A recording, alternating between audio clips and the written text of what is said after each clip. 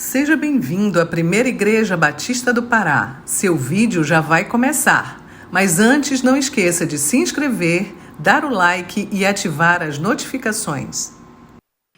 Graça e paz do Senhor Jesus Cristo, amados irmãos. Estivemos estudando na semana passada o que o apóstolo João quis dizer na introdução da sua segunda epístola, quando referiu-se a si mesmo como o presbítero, e quais características o definiam como tal naquela época de apostasia nas igrejas que estavam sob a sua supervisão na Ásia Menor no final do primeiro século.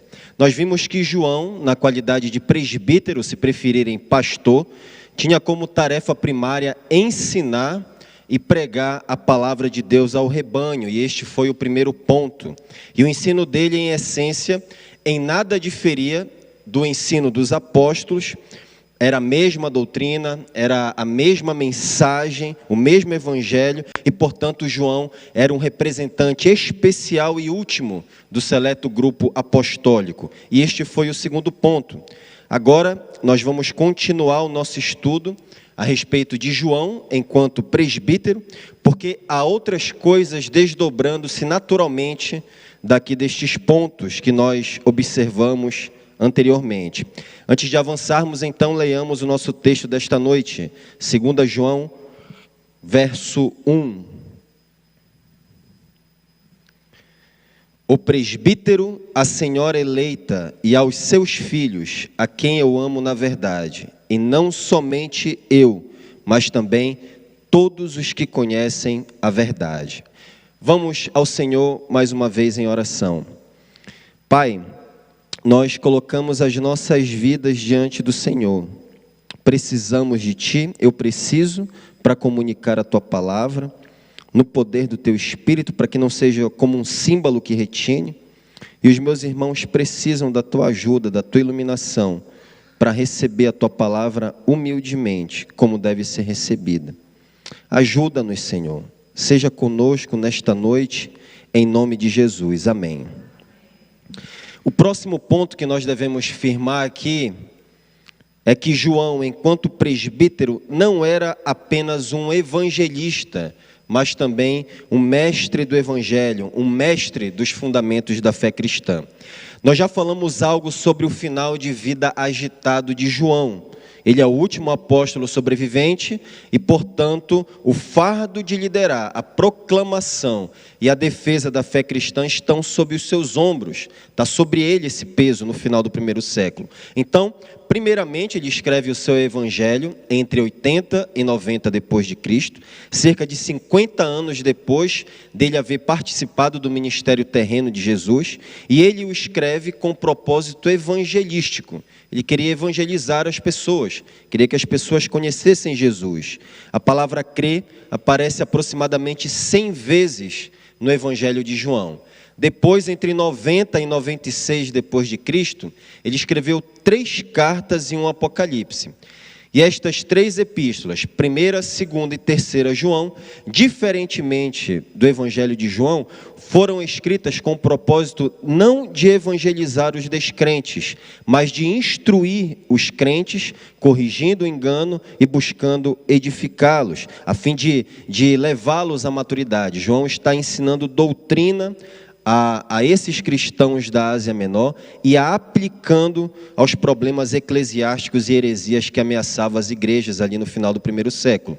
E o apóstolo, apesar de idoso, ele defende a verdade aqui com muita lucidez e com o brilhantismo de um mestre por excelência. É importante dizer que os gnósticos não estavam negando a existência de Deus nem de Jesus. Eles criam que Jesus e Deus existiam. Não era esse o problema, não era a negação da existência de Deus e de Jesus. Na verdade, eles estavam reformulando os ensinos apostólicos sobre a humanidade de Jesus e sobre quem de fato era cristão. Eles estavam ampliando os termos para tornar o cristianismo mais elástico, mais abrangente, mais inclusivo. Queriam inserir outras pessoas como cristãs, derrubando as fronteiras da ortodoxia. E, infelizmente, algumas igrejas e cristãos ingênuos estavam recebendo esses falsos mestres. Então, o velho João estava vendo com seus próprios olhos cansados a sobrevivência da igreja ameaçada. E isso demonstra que o engano sempre esteve assediando a igreja desde o início. Nunca foi diferente. Nunca teve um momento em que a igreja não esteve sob o ataque de falsos ensinos, judaizantes, gnósticos e assim por diante ao longo da história da igreja cristã. Nunca foi diferente porque este mundo é um lugar de enganos, é um lugar de erros, governado pelo pai da mentira. E o próprio Satanás, diz Paulo em 2 Coríntios 11, 14, disfarça-se de anjo de luz. E João, vendo a igreja sob ataques de hereges no final do primeiro século, sabia disso. Ele não ignorava a realidade de que existiam falsos mestres e que a igreja sempre estava propensa a desviar-se. Ele diz no versículo 7 de 2 João: de fato, muitos enganadores têm saído pelo mundo. Veja, não são poucos, são muitos que João está dizendo, os quais não confessam que Jesus Cristo veio em corpo. É por isso, meus irmãos, que ele enfatiza a verdade nos seus escritos mais do que qualquer outro apóstolo. A palavra verdade é mencionada 52 vezes em seu evangelho, 22 em suas 3 cartas e 5 vezes somente aqui em 2 João. E graças a Deus, meus irmãos, por João dar essa ênfase à verdade, porque em meu juízo, dentre todos os ensinos da Bíblia, o ensino joanino é o mais equivocadamente interpretado e distorcido por alguns ramos da cristandade e por falsos mestres. Alguns dos ensinos mais estranhos sobre o Evangelho de Cristo procedem de mestres que deturpam os ensinos de João, como os professores da teologia da livre graça. Talvez você não esteja familiarizado com o termo, mas certamente o ensino você vai reconhecer. Eles defendem, embora eles defendam com firmeza a inerrância da Bíblia, a Trindade, a plena divindade de Cristo, além de outros artigos fundamentais da fé cristã, eles ensinam, no entanto, que você pode receber Jesus como Salvador, mas não necessariamente como Senhor. Em outras palavras, Cristo pode ser, de fato, seu Salvador, embora sua vida não apresente nenhum indício de devoção a Deus, nenhuma mudança moral, nenhuma mudança externa visível. Nas palavras de João Batista, nenhum fruto de arrependimento, nenhum crescimento em santificação. E a base deste falso ensino é principalmente a literatura joanina. É claro que isso é uma completa perversão da verdade bíblica, de que inequivocamente Jesus Cristo é Salvador, bem como Senhor de todo aquele que crê e se arrepende dos seus pecados. Uma vez que a glória do Evangelho não é apenas perdão de pecados. Perdão de pecados já existia no Antigo Testamento. Existe uma ampla teologia de perdão de pecados no Antigo Testamento. E, de fato, isso já era uma grande coisa. Mas a glória do Evangelho, o elemento novo que o Novo Testamento traz, é a libertação do pecado e o recebimento de dádivas, justificação, adoção e santificação, que mudam a nossa posição e condição em relação a Deus. Em consequência disso, nós podemos desfrutar de uma relação com Deus inteiramente nova na história da redenção. Porque diz Hebreus 12, 14, sem santidade ninguém verá o Senhor. E é por causa de falsos ensinos, como a teologia da livre graça, de tentativas de reformular o Evangelho e tornar o termo cristão mais abrangente e inclusivo, os quais assediam a igreja desde os primórdios, como eu disse, que João, o evangelista, agora assenta-se na cadeira de mestre e escreve cartas para ensinar a sã doutrina aos cristãos da Ásia Menor e para exortá-los a permanecer na verdade. João, como presbítero e último representante da tradição apostólica, estava cônscio de que a sua tarefa não era meramente evangelizar, mas combater o erro e batalhar pela fé que foi entregue de uma vez por todas aos santos, guardar o que lhe foi confiado, nas palavras de Paulo em 1 Timóteo 6,20. O reformador João Calvino acertadamente observou que o pastor deve ter 2 vozes, Uma para guiar o rebanho e a outra para afugentar os lobos. Essas duas vozes fazem parte do ministério pastoral. E é exatamente isso que João está fazendo aqui, afugentando os lobos. João está no exercício da sua tarefa aqui. João era o mestre e ele está ensinando doutrina para manter a igreja unida, não por outra coisa. A filosofia ministerial de João refuta a falácia gospel de que a doutrina divide, porque na verdade era o falso ensino e a ausência de firmeza doutrinária que realmente estavam desviando os cristãos e dividindo as igrejas ali no primeiro século, e o Pentecostes havia sido um dia desse, e as igrejas já estavam se desviando. João definitivamente, meus irmãos, nada tem a ver com os evangélicos modernos, cujo tagarelar enfadonho é: deixemos de lado as diferenças doutrinárias, a teologia, as definições e as proposições estreitas e vamos apenas evangelizar, vamos apenas falar de Jesus, porque a teologia esfria. Não e não, meus irmãos, não é esse o ensino de João aqui. Não é essa a postura dele. Nós vemos claramente em outros lugares das Escrituras a verdade de que a tarefa de um pastor vai muito além da evangelização. Ele deve ser um mestre pastor. Sim, a evangelização ela é uma atribuição importante do ministério pastoral. Eu não quero negligenciá-la ou diminuí-la aqui diante dos irmãos, e ela de fato não deve ser negligenciada nem diminuída. Paulo orientou o jovem pastor Timóteo em 2 Timóteo 4,5, dizendo o seguinte: faça a obra de um evangelista.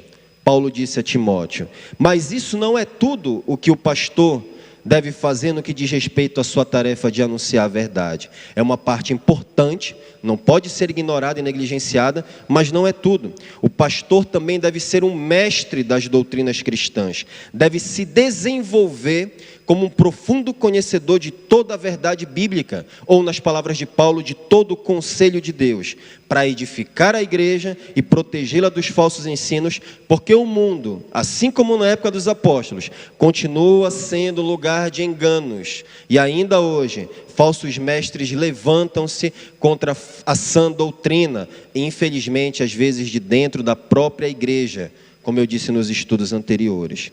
O mormonismo diz que Deus revelou novas escrituras a Joseph Smith, que superam a Bíblia. Os testemunhas de Jeová negam a divindade de Jesus e a imortalidade da alma. O adventismo do sétimo dia esvazia a cruz de Cristo com a sua doutrina do juízo investigativo, equipara os escritos de Ellen White com a Bíblia, e uma ala majoritária acredita que a guarda do sábado é essencial à salvação. O catolicismo romano diz que nós somos justificados pela fé, mas não somente pela fé. O espiritismo acredita que somos salvos pelas obras, pelo processo de sucessivas encarnações, por meio das quais o karma deve ser completamente pago, além de praticar necromancia, negar a pessoalidade de Deus, a ressurreição corporal de Jesus e a inspiração e infalibilidade da Bíblia. Isso é satanismo, meus irmãos. É isso que está aí fora. Testemunha de Jeová e essas seitas aqui todas são malignas. Todas são satânicas. A maçonaria pratica o ocultismo e considera Jesus simplesmente como mais um fundador de religião, tal qual Maomé e Buda. E nós poderíamos passar uma noite inteira listando apenas as seitas e heresias contemporâneas, de A a Z. E em quais categorias nós poderíamos dividi-las? Seitas cristãs ou pseudo-cristãs, seitas satânicas, seitas orientais e etc.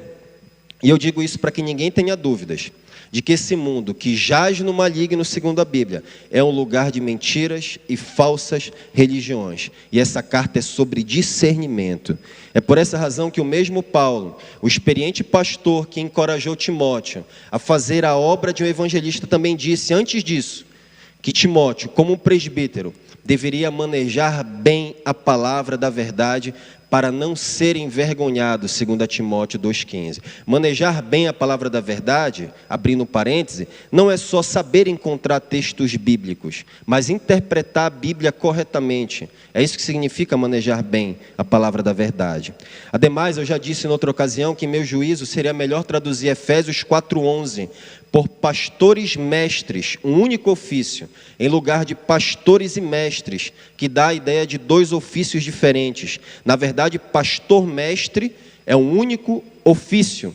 E se vocês examinarem os escritos de Paulo, notarão que ele, além de um evangelista, missionário e plantador de igrejas, também era um mestre do evangelho, um profundo conhecedor das escrituras e habilmente capaz de proteger a igreja do engano. É por isso, meus irmãos, que eu sou frontalmente contra a mentalidade reinante entre as igrejas, pastores contemporâneos, denominações que desprezam o ensino doutrinário e o preparo teológico dos líderes, de modo que dá a entender que tudo o que cabe a nós fazermos enquanto igreja é apenas sair mundo afora evangelizando, falando de Jesus, alcançando as nações, antecipando processos, pulando etapas, enviando pessoas despreparadas para o campo, e evangelização, ou fazer missões, melhor dizendo, é levar a verdade de Deus ao mundo. Se o missionário não está levando a verdade de Deus ao mundo, ele está fazendo o que lá? Não é missões, é qualquer outra coisa se ele não está levando a verdade de Deus ao mundo, se ele não está levando o evangelho, se ele não conhece o evangelho. E nós não precisamos mais do estrago que está aí fora. Esse é um dos tipos de pensamentos tolos e infantis que contribui para que pastores e igrejas sejam balançados de um lado para o outro, por todo o vento de novos ensinamentos e influências enganosas de falsos mestres, que habilmente fazem a mentira parecer a verdade. Então, como resultado da ausência de firmeza doutrinária das igrejas e de seus líderes, o que ouvimos nos púlpitos são rudes contradições do ensino das Escrituras. E certamente, eu, bem como você, poderíamos citar aqui muitos exemplos de baboseiras que você já ouviu em púlpitos por aí. Ouvimos coisas ridículas a respeito de encontrar ateus nos céus, como um grande proponente do adventismo, um grande apologeta dos adventistas que tem vídeo no YouTube, estava defendendo recentemente. Sobre atualizar a Bíblia, sobre novas revelações dadas pelo Espírito, além de declarações pavorosas, contrárias aos valores das Escrituras, em favor de aborto, do casamento homossexual, do casamento entre crentes e descrentes, do feminismo, da ideologia de gênero, do progressismo, marxismo e assim por diante. A gente defendendo isso nos púlpitos das igrejas. Contudo, nada é dito a respeito da malignidade do pecado, da magnífica obra expiatória de Cristo, da santificação, da comunhão com Deus, da obra do Espírito Santo, da certeza da salvação, da suficiência das Escrituras e de muitas outras doutrinas importantes da fé cristã. Meus irmãos, se isso é enfadonho, nós devemos testar a condição do nosso coração diante de Deus, porque essas coisas dizem respeito ao Evangelho, e a omissão destas verdades fundamentais revela pura ignorância e despreparo bíblicos. Assim, o que acontece? A igreja fica completamente vulnerável a ataques internos e externos contra a sã doutrina. Como é que nós chegamos a essa atitude assumida pelos pastores? Isso não começa da noite para o dia, e eu quero te dar uma ilustração disso daqui. Como chegamos a essa atitude em consequência disso pelas igrejas, de apenas evangelizar e evitar a doutrina? Certamente isso remonta ao século XIX, depois ganhou força no século XX, com o apelo de alguns segmentos da cristandade em favor da unidade cristã, baseada numa preocupação legítima, não errada, mas legítima, com aquilo que historicamente separava as denominações. O coro era: vamos nos unir, estamos separados por questões secundárias, vamos unir forças. E o que serviu de elo entre as diversas tradições cristãs foi o movimento missionário. Porque alguns missionários, diante dos recursos limitados e da enorme tarefa da grande comissão, viram a necessidade de colaborar mais estreitamente entre si e projetar em conjunto a obra missionária. Então foram realizadas inúmeras conferências missionárias ecumênicas, e eles usaram ecumênico no sentido de ser uma conferência mundial. Até que em 1910, reuniu-se em Edimburgo, na Escócia, a Conferência Mundial Missionária. Foi a primeira grande reunião formal de cristãos de diferentes continentes em torno de uma causa comum. Participaram representantes oficiais das sociedades missionárias e, na ocasião, eles concordaram que os estudos e debates da conferência tratariam unicamente de missões entre os não cristãos e que, portanto, excluídas todas as questões estariam excluídas todas as questões doutrinárias. Ninguém iria falar de doutrina ali. Isso foi um grande erro, meus irmãos, porque essa posição lamentável permitiu a participação de católicos romanos, que não são cristãos, como subscrevendo as doutrinas dos apóstolos. A Conferência de Edimburgo abriu caminho para a realização de outras importantes conferências, como o Congresso de Lausanne, que vai acontecer esse ano, salvo engano, em Seul. Na ocasião, em 1974, a primeira realizada aconteceu na Suíça e foi organizada por John Stott e Billy Graham, os quais, àquela altura, não imaginaram que estariam abrindo as portas para a entrada de um movimento missionário evangélico cada vez mais divorciado da teologia e pragmático. Além disso, a posição de desprezo pela doutrina adotada em Edimburgo foi a gênese do ecumenismo religioso tal qual nós conhecemos hoje. Um movimento de unificação entre todas as religiões que defende a ideia de que muçulmanos, hindus, budistas, judeus, taoístas, candomblecistas e voduístas estão buscando e servindo verdadeiramente a Deus tal qual os cristãos. E que, portanto, devemos deixar as diferenças doutrinárias de lado e trabalharmos juntos por um mundo melhor. Afinal, dizem eles, servimos todos ao mesmo Deus, não?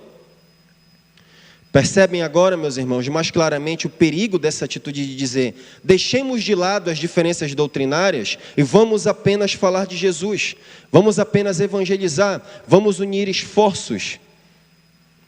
Não estou mencionando esses eventos simplesmente para entretê-los com um pouco de história da igreja. Quero fixar a verdade de que ideias sempre têm consequências. E algumas dessas consequências são desastrosas, eternamente desastrosas. Por essa razão, a igreja e seus líderes, e é importante que vocês entendam isso. Isso não é importante só para pastores, mas para a igreja, para que a igreja teste os ensinos. Foi para isso que João escreveu essa carta.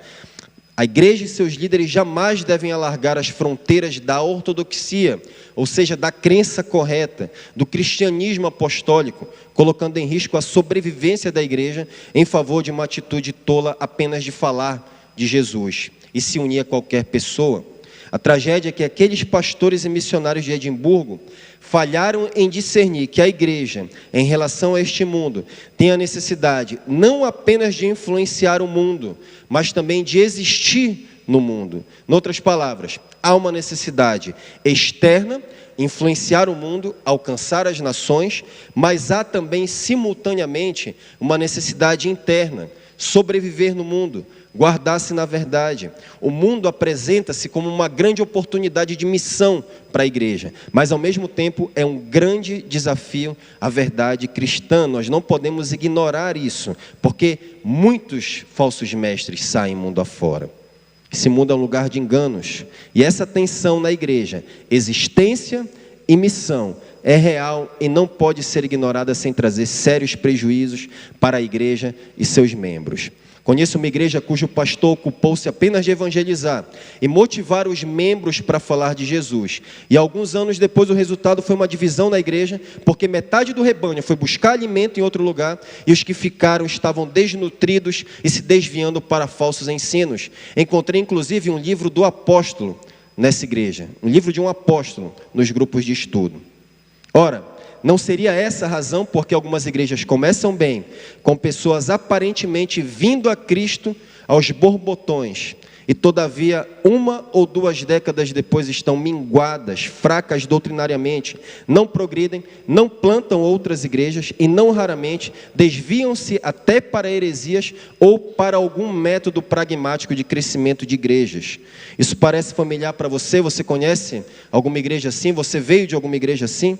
O problema é que colocaram nessas igrejas evangelistas para liderá-las. Alguns deles até bem intencionados, apaixonados por Jesus, com fervor missionário, e no entanto não eram aptos para ensinar todo o conselho de Deus. Não manejavam bem a palavra da verdade, não eram pastores mestres.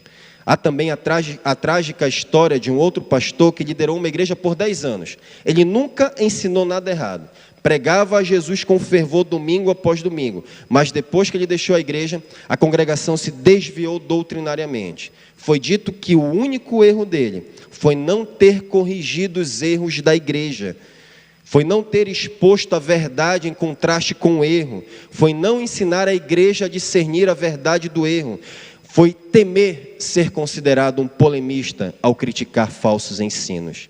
E o lamentável resultado disso foi que o referido pastor deixou uma igreja que foi evangelizada, mas sem solidez doutrinária, sem capacidade de discernir as falsas doutrinas, nem os apóstolos de Satanás disfarçados de servos de justiça. Por isso a igreja achava que todo o ensino que tinha Jesus no rótulo era verdadeiramente cristão, e algum tempo depois acabou se desviando-se também doutrinariamente. E eu pergunto, será que hoje os primeiros gnósticos não seriam membros de algumas das igrejas contemporâneas lideradas por pastores e membros que acreditam que devem apenas evangelizar, porque a doutrina e a teologia dividem, esfria? Será que alguns crentes não estariam em irmandade, em comunhão com falsos cristãos gnósticos no dia de hoje? Porque na superfície os gnósticos também eram cristãos e eles estavam falando de Jesus por aí, mas a vida estava no buraco e o ensino deles não correspondia à verdade da palavra. Agora quero prosseguir levantando aqui, meus irmãos, a seguinte questão: se Paulo profetizou em Atos capítulo 20, versos 29 e 30, como nós já vimos nos primeiros estudos, que depois da partida dele, a igreja de Éfeso, inevitavelmente, a igreja de Éfeso ficava na Ásia Menor, e essa igreja inevitavelmente estaria sob ataque de falsos mestres, e isso de fato estava se cumprindo no final da era apostólica, durante o ministério de João. Se isso era verdade, e de fato era, não seria melhor que Paulo tivesse permanecido na Ásia Menor, ou depois retornasse para a igreja Efésia para defender a verdade? Não teria sido melhor que Deus permitisse que Paulo continuasse vivo até aquela época de apostasia nas igrejas? Não era ele o homem certo, o principal mestre e mais capaz entre os apóstolos para aquele tempo de crise generalizada nas igrejas? Não foi ele o homem levantado por Cristo acima de todos os outros apóstolos para definir, explicar e defender a verdade, o evangelho no primeiro século? Não era ele o homem certo? De fato, Paulo era um notável mestre, um doutor das Escrituras, um homem dotado de extraordinárias habilidades naturais, com tremendo poder de raciocínio lógico, dedutivo, argumentativo, além de um erudito, um homem de cultura, um conhecedor dos poetas e filósofos gregos, um poliglota, falava grego, hebraico, aramaico e provavelmente latim, e tudo isso se sobressai claramente em todas as suas cartas. Ele sempre figura em listas das mentes mais brilhantes e influentes da história.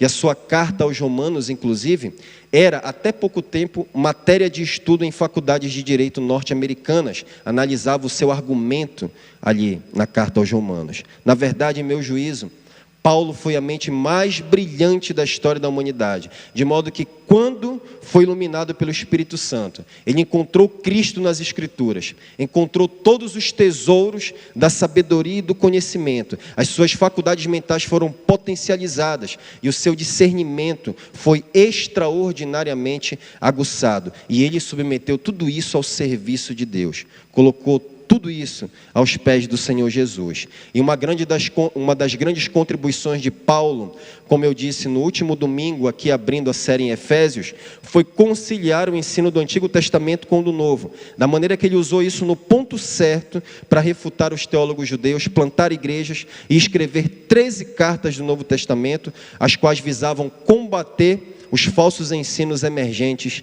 nas congregações. Mas o estilo de João, no entanto, não é lógico e dedutivo como o de Paulo. Na verdade, João é o direto oposto de Paulo. João não é nada lógico, ele é mais indireto em comparação com Paulo. Ele tem um método de ensino não tão claro. O pastor André deve ter sentido essa dificuldade ao ter exposto 1 João por quase 2 anos. Parece que ele fica girando em círculos, não é mesmo, pastor André? Voltando aos mesmos assuntos, mas com palavras diferentes, até que ele enfim chega à sua mensagem definitiva. E nós vemos isso, como eu disse, principalmente na primeira epístola de João. No entanto, isso não significa que ele era um analfabeto ou alguém pouco dotado intelectualmente ou teologicamente confuso. Pelo contrário, às vezes João é chamado de Platão da cristandade, porque ele tinha uma mente extraordinariamente rica, bela, profunda, introspectiva, imaginativa, reflexiva, mística, espiritualizada, de modo que os artistas sacros, como eu já disse, o retratam junto com uma águia, representando a sua aguçada visão espiritual. E isso é claramente percebido naquele magnífico prólogo do seu evangelho, o qual em apenas uma linha contém mais profundidade espiritual, verdade, graça, beleza, teologia e verdadeira filosofia do que jamais foi escrito por todos os teólogos e filósofos. Ele diz em João capítulo 1, verso 1, no princípio era o Logos, e o Logos estava com Deus, e o Logos era Deus. Que profundidade, meus irmãos. O Logos dos filósofos era nada mais do que uma ideia, um conceito filosófico, impessoal, frio, inoperante. Mas João aqui personaliza o Logos, personaliza esse conceito filosófico, dizendo que é Jesus Cristo, a segunda pessoa da Trindade encarnada, do qual o próprio João foi uma testemunha viva e infalível. Ele diz lá em 1 João 1,1 que os seus olhos viram e suas mãos apalparam, o tocaram. Ele viu o Logos encarnado e ele penetrou profundamente nas questões insondáveis de Deus. E, portanto, tudo que João escreveu transparece isso. Tem um toque místico, tem uma profundidade teológica paralisante, uma mente brilhante por trás movida pelo Espírito Santo. E, em minha opinião, ele se aprofundou tanto no Evangelho, que tornou-se o primeiro dos 12, o campeão em sabedoria, amor, profundidade espiritual e em volume de material canônico. Agora, embora profundo e místico, João não é nada vago e filosoficamente especulativo. Seu método de ensino e escrito são considerados irregulares para os nossos padrões modernos. No entanto, a sua didática e a sua redação não são caóticas e disformes. Como eu já mencionei em outra ocasião, o ensino e a escrita de João são muito claros e inequívocos. Tudo com ele é preto no branco. Ele tem um claro discernimento das realidades espirituais. Nada é vago em João. Ele é simples e claro, ao mesmo tempo espiritualmente profundo, discernindo e separando a verdade do erro em um brilhante dualismo. Ou é isto ou é aquilo. Não tem meio termo. Ou é filho do diabo ou é filho de Deus. Ou é luz ou é trevas. Ou é julgamento dos justos ou é julgamento dos ímpios. Não tem meio termo em João. Não há espaço para neutralidade com João. Então, embora a personalidade de João fosse completamente diferente da de Paulo, e que nada indique que João era alguém altamente instruído como o apóstolo dos gentios, certamente ele tinha destacada capacidade intelectual e espiritual. Ele era apto para ensinar, porque toda a sua personalidade estava inflamada e saturada com as verdades do Evangelho. E isso transparece brilhantemente e também de maneira poderosa em seus escritos. Pois bem, por que eu estou me demorando nisso aqui? Por essa razão, para responder que Deus não preservou Paulo vivo até o final do primeiro século, porque ele tem o homem certo, com as capacidades adequadas para cada época e necessidade da igreja. Como o pastor disse bem no início, sem saber a mensagem que eu queria pregar, cada um tem a sua experiência e as suas habilidades dadas por Deus. Deixa eu afirmar esse ponto de uma outra maneira. João é um presente. João é um dom, uma dádiva concedida por Deus à igreja na forma de um presbítero, na forma de um mestre pastor. E de fato é dessa maneira que o Novo Testamento refere-se aos pastores fiéis, um presente de Deus. Vocês veem o ensino desta verdade lá no capítulo 4 da carta de Paulo aos Efésios. Abrem em Efésios capítulo 4, por gentileza.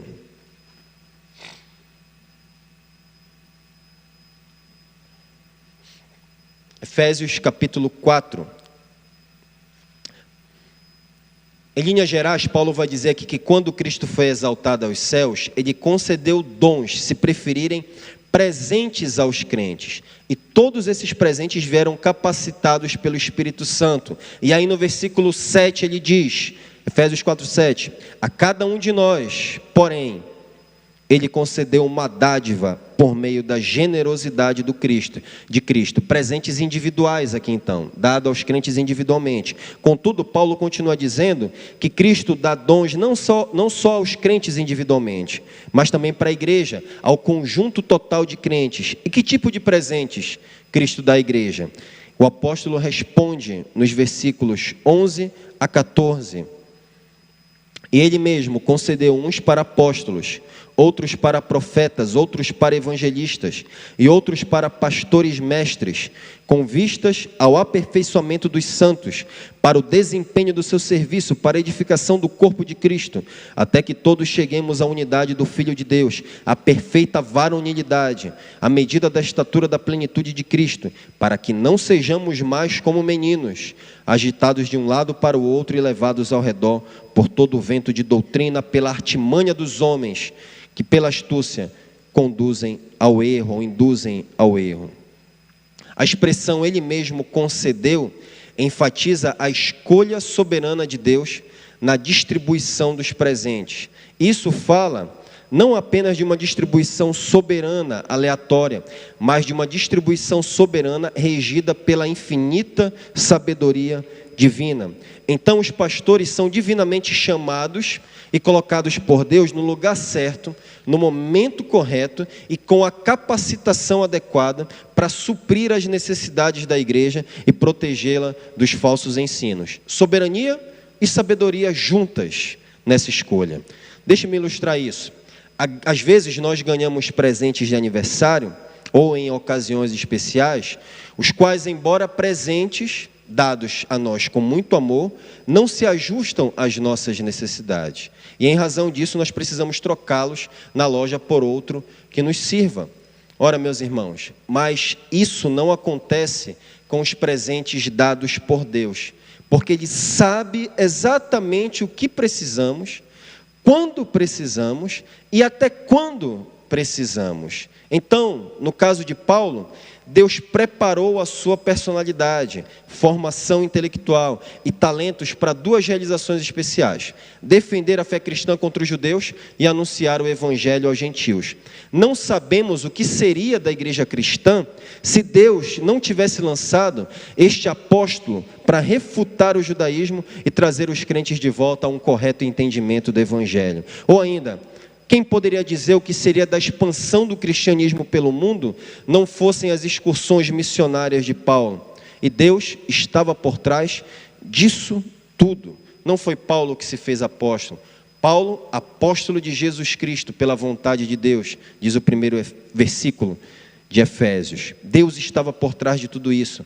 Deus o separou e o preparou desde o ventre materno, de acordo com as suas próprias palavras em Gálatas 1,15. Por outro lado, durante anos, Deus também preparou cuidadosamente João, moldou a sua personalidade, quebrantou o seu coração, como nós vimos na introdução desses estudos, dotou a sua mente, capacitou com dons e talentos e abriu extraordinariamente os olhos do seu entendimento por meio de uma comunhão viva com Cristo, talvez mais do que qualquer dos outros apóstolos, para discernir profundamente as verdades do Evangelho. Dentre os apóstolos, nenhum caminhou tanto com o Senhor como João, porque ele foi o que teve mais longevidade. João avançou muito em comunhão, meus irmãos, muito em comunhão com Cristo. Reitero, talvez mais do que todos os outros apóstolos, embora seja difícil não considerar Paulo como um igual nesse aspecto. Então, finalmente, Deus levantou o idoso João para defender a fé cristã contra o misticismo e a especulação filosófica dos mestres gnósticos. No momento certo, no lugar certo, como um presente de Deus, na hora adequada, com a profundidade espiritual e compreensão teológica nas medidas exatas para combater as filosofias humanas e proteger a verdade. Portanto, é claro que essas diferenças de personalidade, intelectuais e de estilo entre Paulo e João não constituem uma desvantagem real. O apóstolo Pedro, em sua primeira carta, no capítulo 4, versículo 10, chama isso de a graça de Deus em suas múltiplas formas. Então, Paulo era o homem certo para enfrentar o judaísmo, João para o gnosticismo. Todos nós, meus irmãos, temos intelecto, personalidades, sensibilidades e dons diferentes uns dos outros, para que cada um à sua maneira possamos ser usados por Deus, no lugar e circunstâncias adequados. Da mesma maneira, Deus não faz dois açaizeiros iguais, duas castanhas com a mesma forma e medida, duas borboletas com cores exatamente idênticas, dois cachorros perfeitamente semelhantes. Todos temos algo que nos distingue uns dos outros. Um é de um jeito, o outro é de outro, cada um com as suas características únicas, e Deus usa cada um de nós de acordo com os seus sábios e soberanos propósitos, manifestando a sua glória na verdade de beleza e usos da criação. Quem produz pessoas iguais é seita. O cristianismo não faz isso. O cristianismo não viola a personalidade, nem as características pessoais de cada um. Eu quero dizer, evidentemente, aquilo que não é pecaminoso. Seita que faz isso, se veste tudo igual, fala da mesma maneira, segue todo mundo no mesmo rumo. Seita produz pessoas em massa, o cristianismo não. E isso deve ser um encorajamento para nós, porque tenho observado, ao longo da minha curta caminhada cristã, da onde vêm as tristezas e preocupações da maioria das pessoas, se não da comparação com outros. Deus fez cada um à sua maneira, e Ele tem coisas especiais para cada um. Ele não é pai para um e padrasto para outro, e Ele está preparando cada um de nós para usar de acordo com seus sábios e soberanos propósitos. Olhe para a Reforma Protestante, no século XVI. Martinho Lutero foi um homem levantado por Deus para defender a fé cristã contra os enganos perpetuados pela Igreja Católica Romana.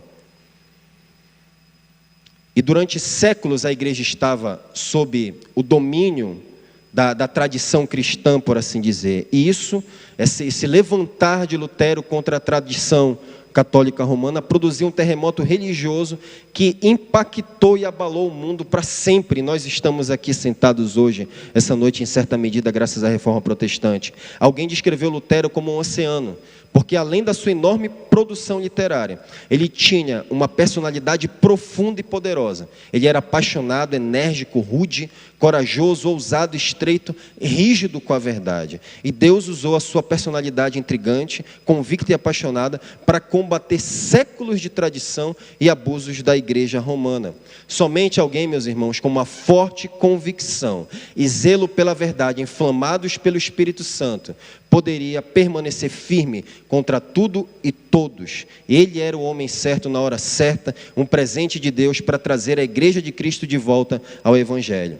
Cerca de 2 décadas depois, porém, a reforma tinha perdido a sua força inicial. Lutero era ferozmente perseguido pelo Papa e pelo Imperador. O movimento da reforma se fragmentou por causa de discordâncias teológicas internas.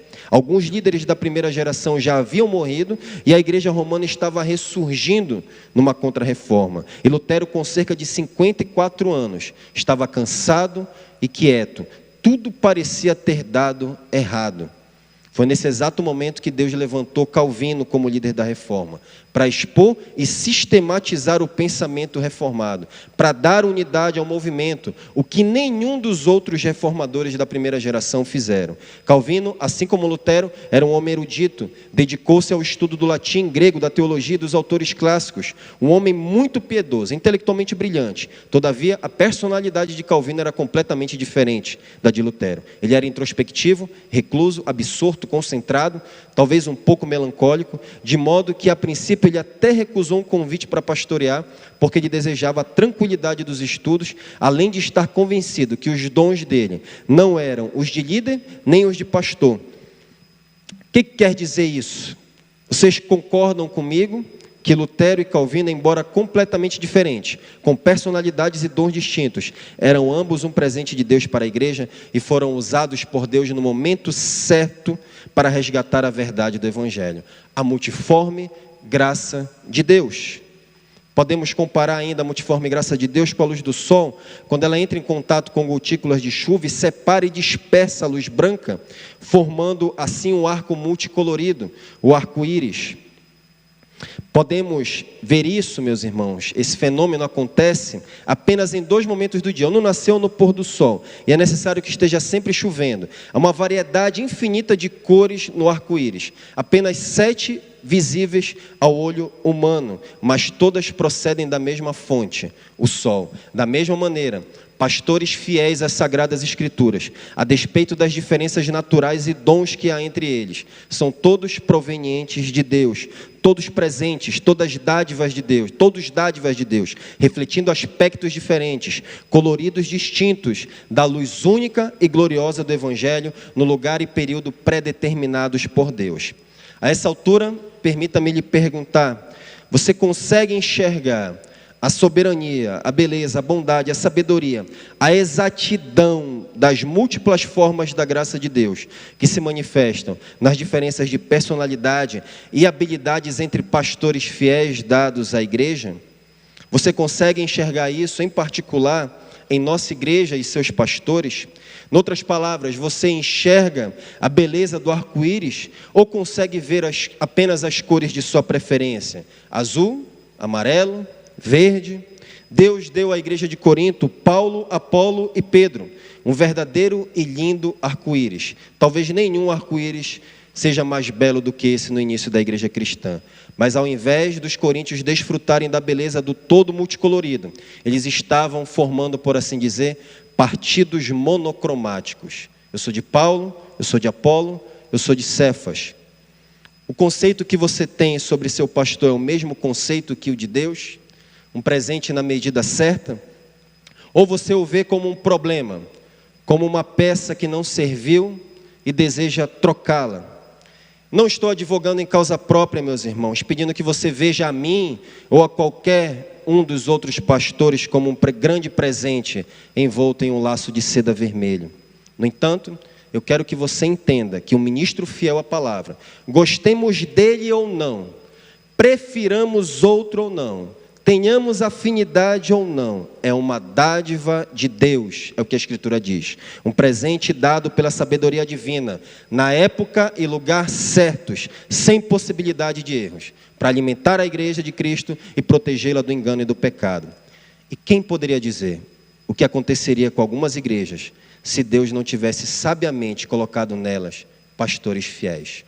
Fica para sua reflexão. O que seria da cristandade depois do 1º século, se Deus não tivesse protegido a igreja ao levantar João contra os gnósticos? O que seria de nós? João, o presbítero, um evangelista e também um mestre da verdade. Sim, o homem certo e necessário, um presente de Deus na medida certa, para salvar, guardar a verdade contra os gnósticos, para afugentar os lobos e trazer a igreja de volta ao entendimento correto do Evangelho. Amém.